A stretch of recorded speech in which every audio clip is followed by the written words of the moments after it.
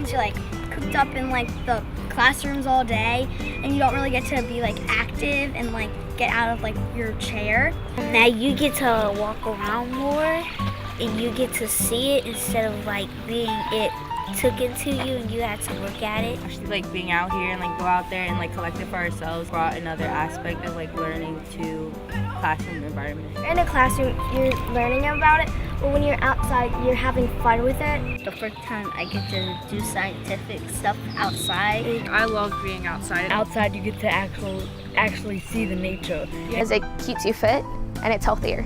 The trees and the animals and the plants and stuff, it's so beautiful.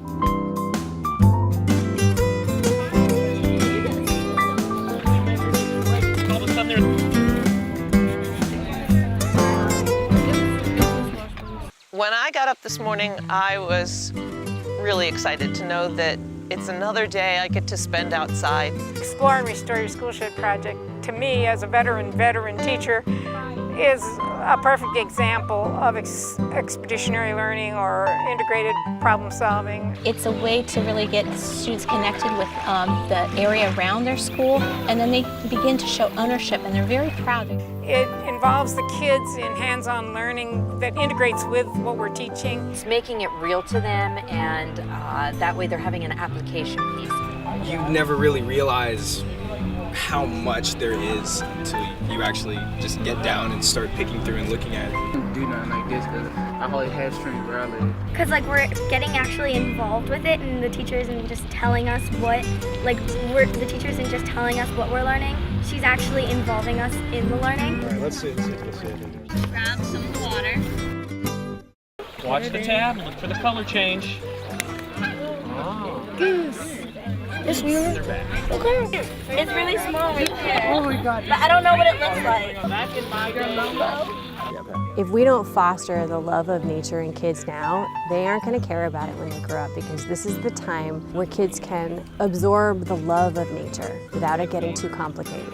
It's like I'm inside of it and I'm a part of it and I get lost in it. Can you imagine how much healthier the Chesapeake Bay would be if every school took charge of restoring the health of the streams that just run through the area that your school draws its students from? Students today are so much more aware of their environment than they were 10, 20 years ago. They're a lot more willing to become engaged in taking some action and being good leaders for their generation and the kids that come after them.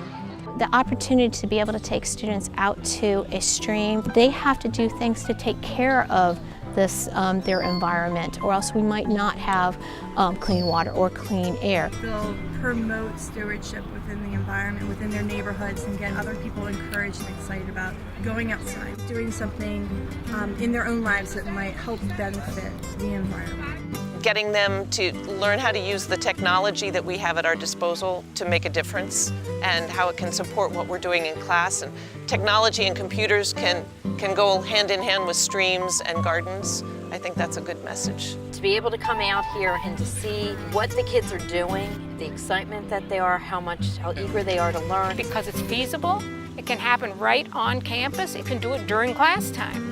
That's where it needs to be. All teachers like to feel like they will be remembered well. I feel like I've scored with Rain Garden. It's so much better out here with the kids. They're able to run around, they're in the water. This is the time of connection. These are the memories they're making that are going to stick with them. Wake up with the sound of nature. I know. And then when you go over there, you maybe can find more river glass and stuff. It does definitely open your eyes to like the different possibilities of what people can do in order to help their environment. The emergence of a program like this gives us a good insight into how broad concepts we learn really affect us and our worlds and what we can do about it. When we grow up, we actually get to learn more stuff about animals. You're standing on the anthill. What? Well, nature is more than I thought it was.